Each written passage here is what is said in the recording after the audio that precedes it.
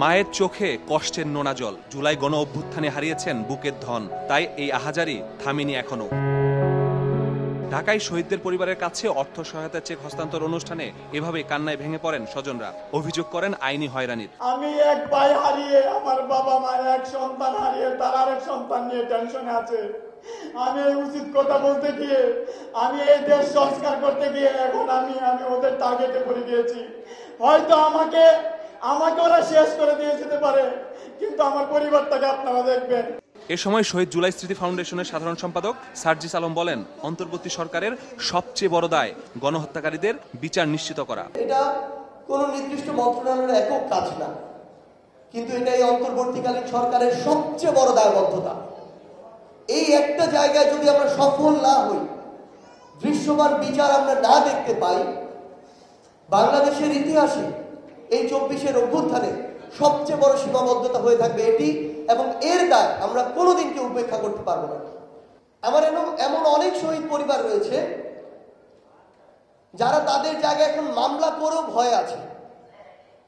তাদেরকে ছাত্রলীগ, আওয়ামী লীগ, যুবলীগের অনেক ক্যাডাররা পলিটিক্যালি নেগোসিয়েশন করে তাদের চোখের সামনে দিয়ে হেঁটে বেড়ায়। এই নেগোসিয়েশন হয়েছে টাকার বিনিময়ে, হয়েছে জনশক্তি সাপ্লাইয়ের বিনিময়ে।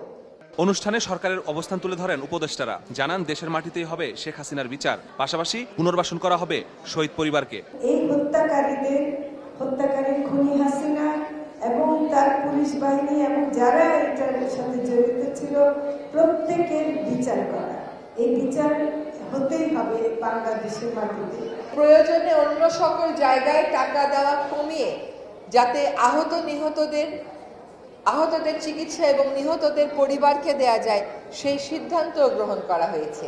অচিরেই আপনাদের যে প্রত্যাশিত যে সেবা এবং সেটা আমরা দিতে সক্ষম হব। এ সময় আইন উপদেষ্টা জানান, আদালতে অনেক ভুয়া মামলা হচ্ছে। জুলাই শহীদদের মামলা সহ আইনি সহায়তা দিতে 7 দিনের মধ্যে গঠন হবে আলাদা সেল। প্রথমে আমাদের শুদ্ধভাবে মামলা করতে হবে। আমাদের আইন মন্ত্রণালয়ের পক্ষ থেকে যে লিগাল একটা সেল করে দিব, এটাও তোমাদেরকে আমি কথা দিচ্ছি 7 দিনের মধ্যে করে দিব, এবং আমরা অ্যানাউন্স করে দিব তোমাদের মামলার ব্যাপারে, শহীদ পরিবারের যে মামলার ব্যাপারে তোমরা যদি লিগাল অ্যাডভাইস চাও, আমরা ওখান থেকে অ্যাডভাইসটা করতে পারবো। আমাদের পক্ষ থেকে যা করার আমরা করব।